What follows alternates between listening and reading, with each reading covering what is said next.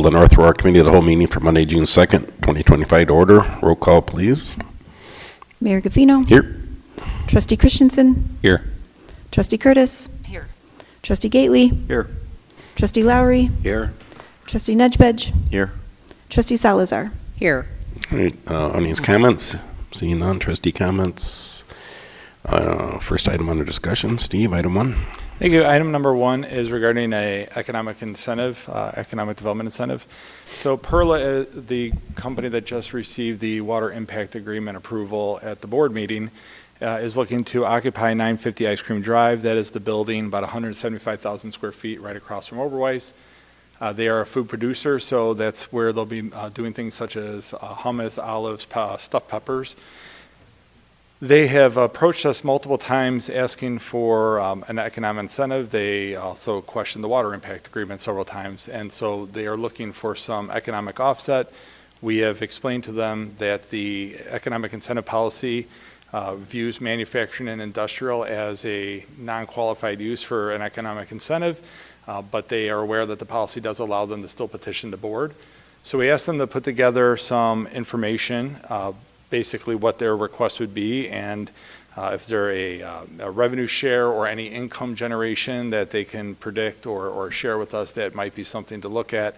But really the agreement is just, they're not a point of sales, and they're not creating general tax increment for our TIF district or anything largely. So the only revenue really for us would be the property tax, which is about 5%, so it would be maybe $5,000 to $10,000 a year. In total taxes to the village. I think the initial incentive request that they gave us, they talk about having, a large tax bill of $200,000 or more a year, and basically all that stuff is that it would go to the other taxing districts, not the village. So we've told them that there really isn't a lot of economic incentive that we can provide them through property tax rebate. That would be the only one. They say jobs that they're bringing, a good number of jobs, so that's important. So tonight what we wanted to do is, before we delve into this economic incentive request that they gave us, is simply to ask the board, are you interested in considering an economic incentive for Perla and for this warehouse industrial use? Otherwise, if you are, the staff will go back to them and start going through their incentive agreement and pointing out the things that we think are inconsistent that they provided us, and actually start doing an analysis of it. Otherwise, if the board does not want to pursue it, we'll just simply tell them that the board is not interested in pursuing at this time. All right. How could we? How will we benefit from if we would give them that? I can see where we would give, like Gerald, the car dealer, an incentive because we actually benefit from their existence. How would we benefit if we gave them some kind of a variance on this? Just the property tax revenue. They aren't a point of sale, so you're not getting sales tax revenue. You have they'll make the argument that they're going to bring jobs to the town, maybe 100 jobs, and that those people will have income that they'll spend in the community and whatnot. But in our incentive policy, the village board made it clear that they didn't want to incentivize industrial or warehousing. And this is a situation where you have somebody who already bought the building, signed the water impact agreement, and now they're looking to see if we'll offset their cost in any way. So at this point, we bring it forward because the incentive policy allows it, but really we're looking at staff or the board's direction to see if that's something you're interested in. I say no. This already didn't it come through another time earlier? So gas and wash was very similar. Same thing, unqualified use. That one was a little bit different because No, I guess I meant you guys told them we're not incentivizing warehouses, but they still wanted to push them yeah, up and we've come made in it and say clear it. that, That's right. especially based on the gas and wash is discussion at the last meeting, we actually told Perla, hey, based on the feedback we got from the village board, I'm not sure they're going to be very receptive to this, given you don't have point of sales or anything. And but they still, rightfully, the agreement allows them to, so they said that they would like us to look at it. Mike and I have already, and Jason and Nathan, the four of us, have actually already looked at ways to tweak the incentive policy to basically hone in on only industrial uses in certain cases in the future. I mean, what do they do? What's their A function? food producer. Oh, I'm a no. I'm not no. in favor of giving them anything. It's not an allowed use. They're not going to be Right. generating revenue to pay back in time. I mean, I'm a little getting annoyed with all of these people who don't have any standing wanting to come before us. I mean, we have an ordinance for a reason. So the incentive policy, it's the policy approved by the board has a caveat. We left the caveat in there because at the time we discussed the incentive policy a year ago when it was created, I think some board members felt maybe that they didn't want things to be killed at the staff level. They wanted to make sure it got to the board level. But internally, I mean, there are a lot of incentive requests we get all the time that the staff looks at and says, this doesn't have a lot of meat on the bone. And so what we're looking to do is change it so that on these uses that the board clearly does not want, to allow the staff to basically in the future say, this is an unqualified use, the board has said it's unqualified, and that's where it stays. The answer is no. Right. Yep. Agree. Okay. Okay, so no for item 1. Item 2, Steve? Thank you. Adjudication Item number amendments. 2 is an adjudication ordinance enforcement amendment. And so I'm going to give this to Kevin in a second. But this is something that we've been doing locally. In some regards, we do adjudication, but the state changed the rules a few years ago and allowing non-home rule to do more than we currently are doing by ordinance. So we're looking to maybe enhance what we can do through adjudication locally. Yeah, so we've been doing adjudication for a long time, since the state legislature allowed adjudication as an alternative to taking ordinance violations to court, which is always an option to us. But the adjudication option has benefits to us because it can be streamlined. We control it. There's a hearing officer. There's efficiencies to it. But the way the previous legislative setup was that we could do administrative adjudication for building code and property code violations, and then the legislature added non-moving traffic violations to our ability to do administrative adjudication, but it was a separate statute. So it had different fines, it had different notice provisions, and the legislature also distinguished between home rule and non-home rule, and non-home rule entities like the village. There was less efficiency to it, there was more burden to it, there was less flexibility. So now the recent change has eliminated the distinction between home rule and non-home rule, and basically allows us to combine the adjudication of these separate areas into one system that's much more streamlined, more flexible, has more robust fines that we can assess. And so it just makes sense to do this. So basically the changes to the code are combining the two separate administrative adjudication systems into one under the new legislation. Sounds good. Yeah. Good job. Yeah. Yep, I don't see a we're good. downside. Anything else from us, Steve? I'm good? No, that's it. All right, thank you. All right, item 3. Item number 3 is Nathan is going to go through a couple code adjustments. Every now and then we go through our code, look for things that we can clean up. Some of these things will sit there for a while we wait for a couple items at once to bring to the board. Nathan was going through and cleaning up some things, and he saw some items, including like we've talked about garbage and refuse, which is first one we'll talk about tonight. And Nathan's got something on weeds and dead trees that sometimes causes a problem with code enforcement, so we're going to talk about maybe some tweaks to our code.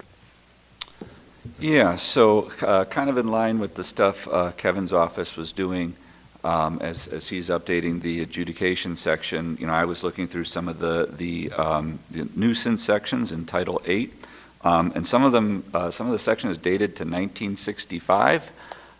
So first there was just a cleanup of procedures. So none of these sections talked about our adjudication. It all said it goes to Kane County Court. It had the constable, which I think is you, had to sign an affidavit. You know, it had very outdated language that wasn't the process we use today. So got rid of that stuff, made sure all the definitions matched current definitions. It referenced our current adjudication section. And this was for the garbage and refuse section, the junk on private property section, and the weeds and dead trees section. Then on garbage, so kind of the one that gets talked about a lot is where you can put your cans. So we simplified it to say that your garbage cans unless it's a day that it's for collection, shall not be stored in front of any street-facing building facade. So basically, you can't have your cans out front. The current language talks about it has to be screened, and there was a lot of arguments on what if I put it behind this bush, is that screened? You know, I can still see the can, you know, so it can't be in the front yard. That should be simple enough for everybody, everybody to follow. I So understand that one. that was the big one on that one. And then on the weeds and dead trees, again, we did the cleanup for all the definitions and things. We did include better language in there for blocking the sidewalk. So if your bushes are overgrowing the sidewalk, we didn't really talk about that before, but we put a section in there. It says you must trim that in unobstructed, you know, sidewalk and vehicle ways. And then we put in a definition for what is a diseased tree. So if it has Dutch elm or the emerald ash borer or, you know, things like that. So that was the cleanup to kind of go along with what Kevin's doing, to try to get everybody on the same page. Just a point of reference, Nathan and I talked several times back and forth about the diseased trees. Trees and fences and driveways tend to be sticking points between neighbor disputes a lot of times. And with trees, a lot of times you'll have somebody complain like, my neighbor's tree is dropping limbs in my yard, or, you know, it's a dangerous tree, you need to have them take it down. In the past, we used to have part of the code said dying tree, but it was very subjective and a lengthy process to maybe have to try to force your way into someone's property to, you know, have an arborist certify whether or not a tree was dying or not. So we took the word dying out years ago and left it at dead. Everybody knows what a dead tree looks like. But then Nathan put diseased tree back in, which makes sense because if something's looking like it's starting to, and we know the species specifically, ash trees or elm trees or whatever, and they're starting to show significant, you know, death in them. It's something where now we can say, okay, that's clearly looks like it's diseased. You can cite it, and if the person wants to fight it, they can go to adjudication and talk to the adjudication hearing officer or our staff, tell them, no, this isn't disease. Here, I had a tree person out there. This is what they said. It's just to get the ball rolling if something is completely obvious. It's not our intent to like go and look for backyard trees. So the parkway trees are completely the domain of the village, right? They make that determination, they take it down if they need to. You're talking about trees and things that are on the people's property. Correct, but if we're going to pass a code for the residents, you know, we should follow the code on our own parkways too. So sure. So that, no, I mean, that was the conversation we've had internally too. Okay. So we want to make sure that any of the trees that are dying on the parkways, that's something that we, you know, account for budget-wise in the next few years. Yeah, I did, just if I can go back to point 2 real quick, Kevin, if I could ask you. I'm sorry, I meant to, and then, so the streamlining of this process will help when we have, like, there are people who will consistently park their RVs that are there all week or their boat or whatever like that. They get notice after notice after notice that they're violating the ordinance. This streamlining will help us to enforce that more quickly and more easily? Yeah, I mean, somewhat.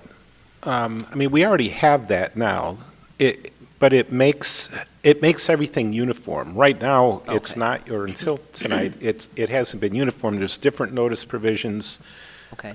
different timelines that we have to deal with, different fine parameters. So it's going to unify it, so to the extent that it's consistent now with everything, it's easier for code enforcement to deal with. Okay, I see. I understand what you're saying. Thank you. Yeah. Where it's getting more efficient for us is being consistent at the staff level too when we have repeat offenders, for instance. So a lot of times we'll issue a warning the first time, give them multiple days, and it's good to have a conversation. Maybe they come in and they tell you why there's an issue going on. Okay. Second time, it's like, okay, we already told you this, and you're clearly not changing it. You get the fine. If you want to fight the fine, you can go to adjudication. You can plead your case. We've had people specifically with RVs plead their case and have the adjudication hearing officer say, by definition, we think that the resident is okay in this situation and they're allowed to have this vehicle.